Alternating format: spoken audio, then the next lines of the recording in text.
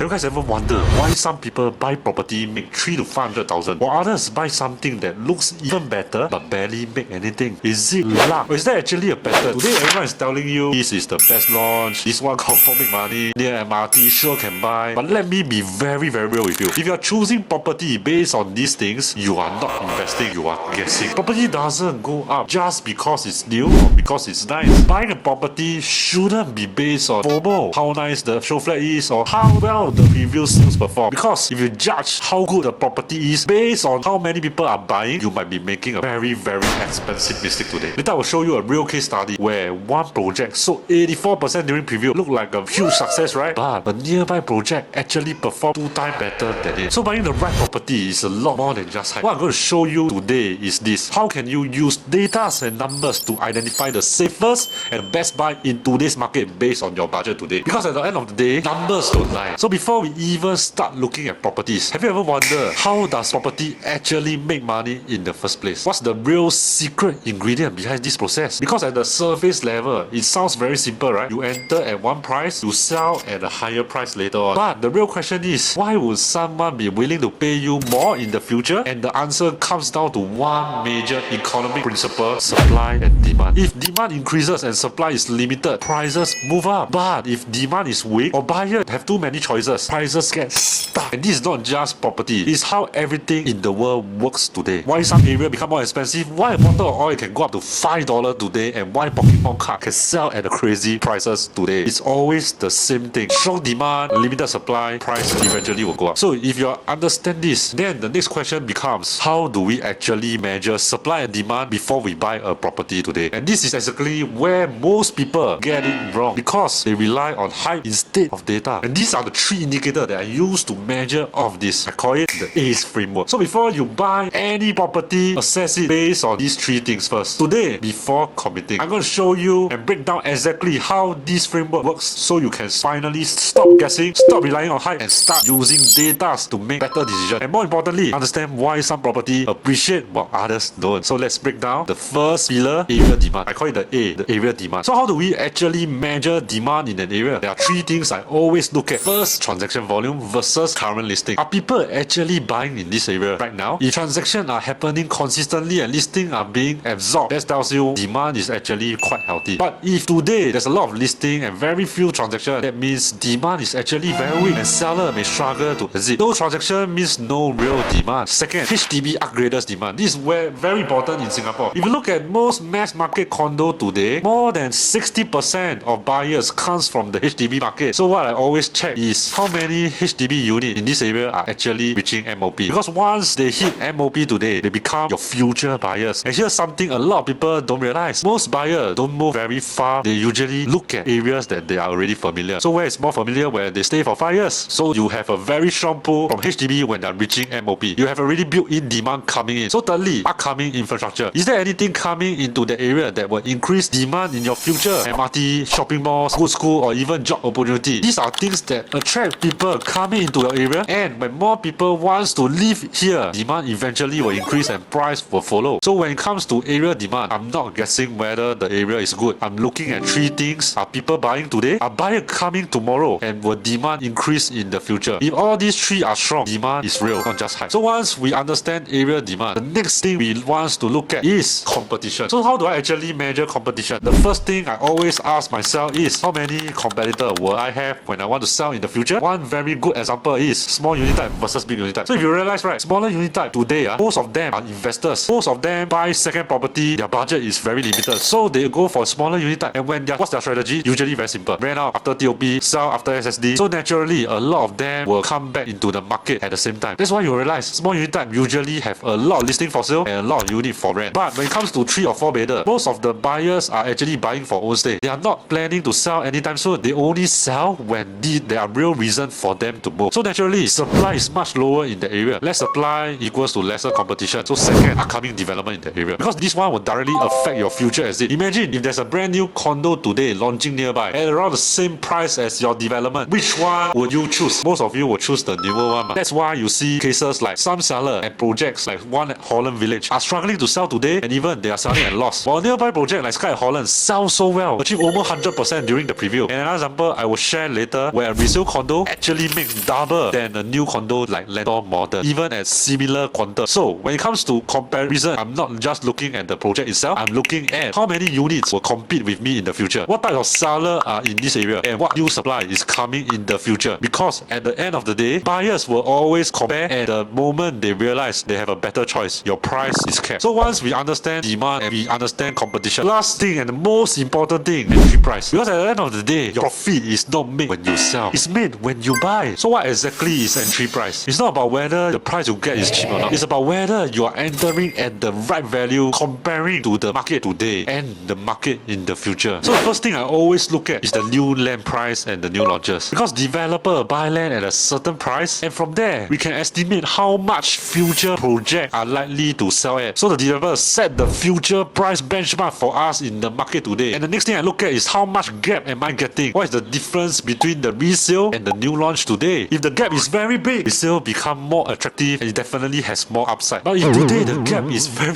small, buyer will naturally shift to the newer project, and that's when resale may struggle to sell. And just nice, if you are a seller there, this might actually be your indicator that you need to sell your house now. So the third thing I look at is always the affordability, because your entry price today determines how many buyers can afford your property in the future. If your price is too high, you shrink your future buyer pool and the demand will eventually become weaker. But if your entry price is more reasonable, you attract a larger pool of buyers, and that's what drives price growth, which you see in all the OCR and CCR today. So now let's look at the real example using the ACE framework. We are looking at two condos in the same area but completely different results. To make this example very real, I'm using a real-time data and actual case today. So I'm using Landor Modern versus a nearby resale project in the market today. So on paper, Landor Modern looks fantastic. Brand new integrated development with MRT and shopping mall. Everything is nice, and they even achieved 84% sale during preview. But what if I told you the outcome wasn't as good as most people expected? If you look at today, the highest profit recorded at Landor Modern is about 500,000. But do you know how much the owner bought for? 2.8 million. That's roughly 17% profit from their investment. Sounds okay, right? But now let's compare this resale condo. So if you look at a nearby resale 4-bedder, back then they was only bought at 1.6 million, and today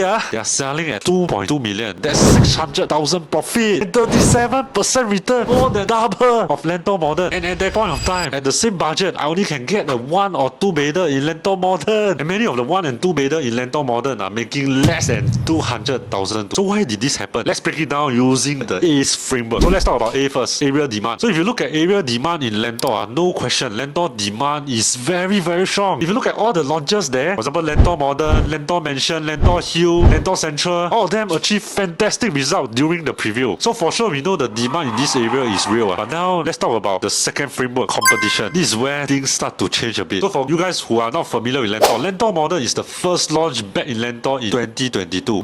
But they are not the only one today. There's 5 other new launches in Landor and they are not stopping yet. And some of the launches today will price similar or even cheaper. So naturally, buyer will start comparing. And some project in Landor has advantage as well. They are closer. They have 1 km to good school like CHIJ, which not all the project in Landor has it. So let me ask you, would you pay 10% extra just to be 2 to 3 minutes faster to the shopping mall or MRT? I believe a lot of you won't, right? And the next moment, buyer has better option. Your price is usually capped. But if you look at the resale condo today, it's a total different story. Because of the lower entry price, other new project in Landor cannot compete with it. They can't sell cheaper than you. And this brings us to the third and final pillar, entry price. Even though today the resale condo is 20 years old older, if you adjust the lease to 98 years today, which is what the new launch is, you're still buying 20 to 30% cheaper to Landor Modern. And in terms of real value, you're only paying about 50% of the price, but you get 70% of the lease. Looking at that, that's a much stronger entry. So when you put